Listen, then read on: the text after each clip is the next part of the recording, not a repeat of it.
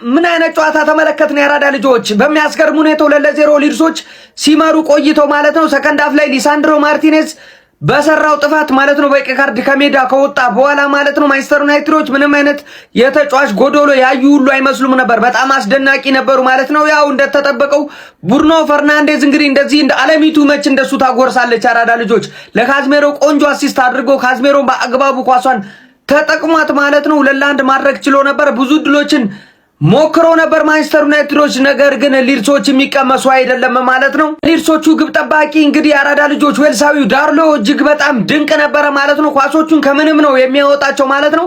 ታግለዋል። ነገር ግን ማንቸስተር ዩናይትዶች እንግዲህ አስቶን ቪላ ነጥብ መጣሉን ተከትሎ እንደዚህም ቼልሲን መሸነፉን ተከትሎ ቶፕ ፎር ውስጥ ራሳቸውን በደንብ አዝልቀው ማቆየት የሚችሉበትን ነጥብ ማጣት ችለዋል ማለት ነው። ነገር ግን ሰከንድ ሃፍ ማንቸስተር ዩናይትዶች ታግለው ነበር፣ አልሆነም ማለት ነው። 2-1 በሆነ ውጤት ተሸንፈዋል። ሀሳብ አስተያየት እናንተ ነው። ሼር ኮፒ ሊንክ በደንብ ይደረግ። አዳዲስ ሰዎች ፎሎ ማድረግ እንዳትረሱ። ይመቻችሁ። ማይክል ካሪክ በእንደዚህ አይነት ጨዋታዎች ነበረ ያለውን ሲስተሙን ሊያሳየን የሚገባው። ነገር ግን ኮቢ ማይኖ ባለመኖሩ በደብል ፒቮት መግባቱ ብቻ አይደለም፣ በፓላሱም ጨዋታ ተመልክተናል። ከባክስሪ ቡድኖች ጋር ሲጫወት የፕሬሲንግ ሐሳብም ከዛ ደግሞ በቢልድ አፕም የመውጣት ከፍተኛ የሆነ ችግር እንዳለበት በሚገባ የተመለከትን ይመስለኛል። ፈርስት ሃፍ ከማንቸስተር ዩናይትድ የሚጠበቁትን ነገሮች በሙሉ የተመለከትነው ከሊድስ ዩናይትድ ነው። ቡድኑ ለሳምንታት አርፏል። የጨዋታ ዝግጅቶችም የነበረው አይመስልም። ከቀይ ካርዱ በኋላ እንዲያውም በእጅጉ የተሻለ ቡድን ተመልክተናል ማለት ይቻላል። እዚህ ጋር አንድ በትልቁ ማስተዋል ያለብን ነገር ሪአክቲቭ ሆነ ስትጫወት ነገሮች ቀላል ናቸው። ማለትም ሲቲን፣ አርሰናልን ኳሱን አተ በካውንተር ስታጠቃ ቀላል ናቸው። ዋናው ፈተና የሚጀምረው ኳሱን መያዝ ሲጠበቅብህ፣ አንተ አድራጊ ፈጣሪ መሆን ሲጠበቅብህ ነው በሜዳ ውስጥ። ያኔ ነው ለዩናይትድ ትመጥናለህ አትመጥንም የሚለውን የአሰልጣኝነት ብቃት ማሳየት ያለብህ። ማይክል ካሪክ እንደ ጊዜያዊ አሰልጣኝ የሚደንቅ ነው፣ በጣም ሊመሰገን ይገባዋል። ለቋሚነት ግን በጣም እጅግ አስጊ ነው። አንዴ በኋላ ላበሽቃችሁ ስለምመጣ ማለት ነው ቡድናችሁ ላይ ላየሁት ጀብደኝነት ማለት ነው ሰላም ወግሰው ማለፍ አልፈለግም። የምሬን ነው የምላችሁ። በቀይ ተጫዋችም አቶ ማለት ነው ይሄ ቡድን 2-0 በምታዩት ሁኔታ እየተመራ ጨዋታውን ለማሸነፍ አቻ ለመሆን የሚያደርጉት ጥረት በጣም አስገርሞኛል። ከምንም በላይ ደግሞ የማይክል ካሪክ ጀብደኝነቱ እጅግ አስገርሞኛል። ማለት ቡድኔና አሰልጣኝ እንዲሆንልኝ የምፈልገውን አይነት ካራክተር ነው ያሳየው። በቃ ትክክለኛ ካራክተር ማለት ነው። በሜዳና በደጋፊ ፊት እንደመጫወት መጠን በቀይ ወጣብህ ምንም ነገር ሀፕን ይደረግብህ ማለት ነው። የማጥቃት ዘመቻ በአግባቡ ከፍተ ማለት ነው ጨዋታውን አሸንፎ ስለመውጣት ብቻ ነው በአንድ ጨዋታ ላይ ማሰብ ያለብህና ይህንን ካራክተር ካሪክና ተጫዋቾቹ በቀይ ሞቶባቸው ማለት ነው ላሳዩት ትልቅ ጭብጨባና ሙገሳ ያስፈልጋቸዋል። ስላየው ሳላደንቅ አላልፍም ብዬ ነው። እቺ ግን ደሞዝ እንዳሰጧት መንጠልጠል አብዝታለች፣ እንዳሰጧት ያው ተጫወትሽ እንደተለመደው ተሸነፍሽ። ኖርምዬ በዚህ ውጤት ብዙ እንዳትደሰት ያርሰናል ደጋፊ ገባህ አይደል? እኛም ይሆናል እነሱ ማውራታቸው እንዲያሳፍራቸው ቢያረጋቸው ነው እንጂ እኛን ያን ያህል ሊያስደስተን የሚገባ አይነት ውጤት አይደል። ምን አገባን? ገባህ አይደል? ምን አገባን? አንተ ይየልክ አይደል? የራስህ ስራ አለብህ። ተረዳኝ አይደል? ከጨዋታው ግን የተገነዘብነው ነገር ማለት ነው ምንም አይነት ታክቲክስ አያስፈልግህም ብሩኖ ካለህ ማለት በቃ። በተለይ ሜትሩን ፈርስት ሃፍ ሜትሩን ሎከር ሩም ውስጥ ረስቶት ነው። ሰከንድ ሃፍ ሜትሩን አመጣ መተረውና ለካሰሚሮ ጎል ማለት ምን ሼ ነው ማን ዴ ገባህ አይደል? ቀይ ስለወጣብሽ ነው እንጂ ካምባክ ሰሪ ነበር አባቴ። ገባሽ አይደል? ፈርስት ሃፍ ግን እንደዚህ የተጫወቱበት መንገድ ምን ሼ ነው ካልሽኝ ማለት ነው 24 ቀን ለማንቸስተር ዩናይትድ ተጫዋች ጊዜ ከሰጠው ግልጽ የሆነ ነገር እኮ ነው። ክለብ ይሄድበታል ወይ ደግሞ የትርፍ ቀን ስራ። ምክንያቱም 2 ወር ደሞዝ እንዴት ይበላል ሳይጫወት? ሁለተኛ ወር ደሞዝ ይበላል ሳይጫወት። ገባህ አይደል? ክለብ ሄደበት። አንዳንዱ ደግሞ ምናምን ፓርት ታይም ስራ ምናምን ሰራበት እንጂ ኖርማል ነው። ኖርምዬ ነው። ምንም ቅር እንዳይልሽ። ሶስተኛ ቦታ ያንቺ ነው። ከነገና ደግሞ ቀይ መደጋግሚው ነገር ምን ሼ ነው ከወንድም ጥላ የለመድሽው ነገር ነው ማለት ነው። እነሱ ቀይ ስም ሳይሰጣቸው ሲቀር ካንቺ ነው ማለት አንቺ ነሽ የተቀበልሽው። የሚቀጥለው ጨዋታ ደግሞ ሌላ ቀይ እንጠብቃለን። ሉክሾ ምናምን ኬዝ ማለት ተረዳሽኝ አይደል? ብሩኖ ካለ ጎል ታገባለህ። እንዳይገባብህ ብቻ እንዳይገባብህ። ይሄን ማድረግ ትችያለሽ አትቺ ስለምናቀማ ወይኔኛ እንደ ብሩኖ የተጫዋች ቢኖርኩ ስለማይገባብንማ እኛ አንድ እናገባለን ቢያንስ። 2 ታክቲክ አያስፈልግም። ብሩኖ ብቻ ካለ ታክቲክ አያስፈልግም። ያን ያህል ቅር እንዳይልሽ። ሶስተኛ ያንቺ ነው። እኔ አሁን ብዙ አልናገርሽ፣ ምክንያቱም 2-0 የተመራሽ ቀይ ወጥቶብሽ 1 ጎል አገባሽ። ሊድዝን እኮ ልታስጨንቂ ሞከርሽ፣ አላስጨነቅሽውም።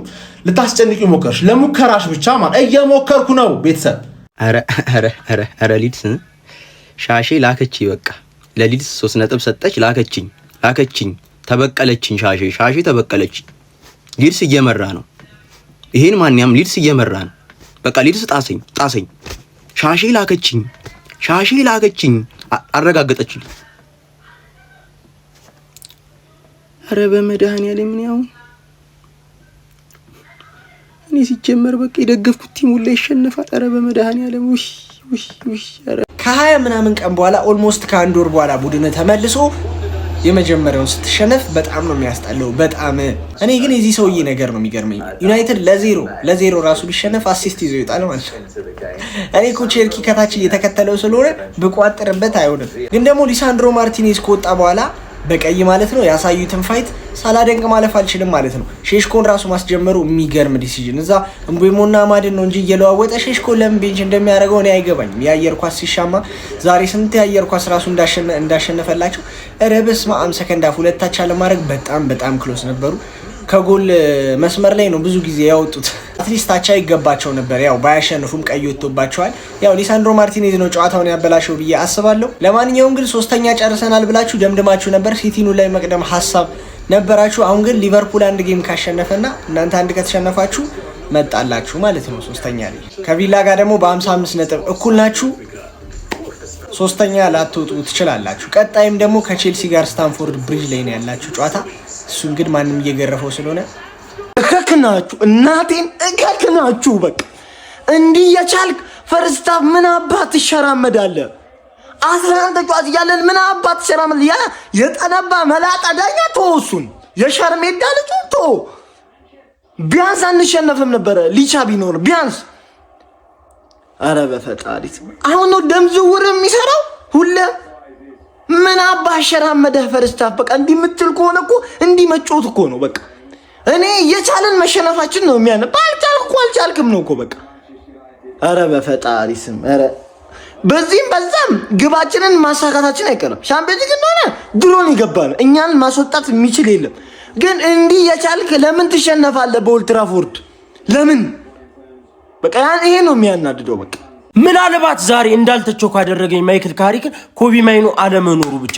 በነገራችን ላይ ጨዋታውን አይገልጾም። ሪያሊቲውን ስናወራ ምናልባት ቀይ ከወጣብን በኋላ በጣም ተጭነናል። ጎል እናስቆጥር ሁሉ 3-2 አደገኛ ኳሶችን በረኛ ወጥቶብናል ምናምን። ነገር ግን ማለት ጨዋታውን አይገልጾም። እነሱ ራሱ ከዛ በላይ ኳስ ማስቆጠር ይገባቸው ነበር።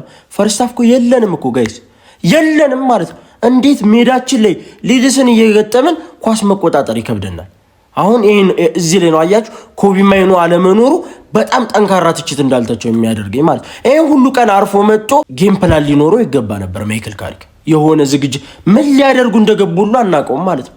ምን ሊያደርጉ እንደገቡ ጭራሽ እኔ አሁን ምን ስናደርግ እንደነበር ፈርስት ሃፍ አላውቅም። በቃ መቆጣጠር አለ እንጂ በዛው ዋከው እዚህ ላይ ኮቢ ማይኖ አለመኖሩ ምናልባት ኮንትሮል ያደርግልን ነበር ጌሙን፣ ቢልድ አፕ ላይ በደንብ ያግዘው ነበር ቲሙን ምናምን በሚል ጥያቄ አለ በደንብ። ይሄን ነው ሲያደርጉ የነበር። ይሄ ነው ለማለት ራሱ ምንም የማይመች ጨዋታ ማለት ነው። በተለይ ፈርስት ሃፍ ሌላ ነገር ነው ስንመለከት የነበር ነው ማለት። አንድ ያለን ሰው ብሩኖ ነው እሱ በቃ የሆነ ነገር ለማድረግ ተፊላል ምናምን ብቻ። ዛሬ በእግዚአብሔር ስም ሊቻ ጭራሽ ቀይ የማያሰጥ ኳስ ነው፣ ጭራሽ የማያሰጥ ኳስ ነው። ነገር ግን ሲሰሩ የነበረውም ልክ አይደለም። ዛሬ ፈርስት ሃፍ ለካሲሜሮ እንደዛ አጋልጥ የሰጠው ካሲሜሮስ ያን ኳስ እስካን አድርጋና ዞር ብለህ ምን እያደረግክ ነው የተነጠቅ? ምን ስታደርግ? ኧረ በእግዚአብሔር ስም ወር ጠብቀን እንደዚህ አይነት እብደት የሆነ ነገር አስቶን ቪላን ጋብዘነዋል። 3ኛ ላይ ና እንድትመጣ ምናምን ብለን ቆይ ደግሞ አንድ የረሳሁት ነገር ከመጀመሪያው ደቂቃ ጀምሮ የት ነበራችሁ? ከ70 ደቂቃ በኋላ የመጣችሁት ከመጀመሪያው ጀምሮ የት ነበራችሁ? እስቲ ንገሩ። እኛ ሳናቅ ፓርቲ ሞታችሁ ነበር። ከ70 ደቂቃ በኋላ የመጣው ጨዋታ መጀመሪያ የት ሄዶ ነው? ምን ነክቷችሁ ነው? እኔ እኮ ምንም አይደለም እኮ የሚገርመኝ እኮ ቻምፒየንስ ሊግ መግባት ምናምን ነገር ተውት፣ እንገባለን። እሱ አይደለም ያሳስበኝ። ለወያላ አሳልፋችሁ መጫወቻ አደረጋችሁ። ስማ ብራዘር፣ ምንም ብትል ምንም ብትዘል ምንም አይደለም። እኛ የእንግሊዝ ዳኞች ሁሌም እንዳቃጠሉን ነው። ይሄኛው ዳኛ ደግሞ ውሻ በለው ውሻ።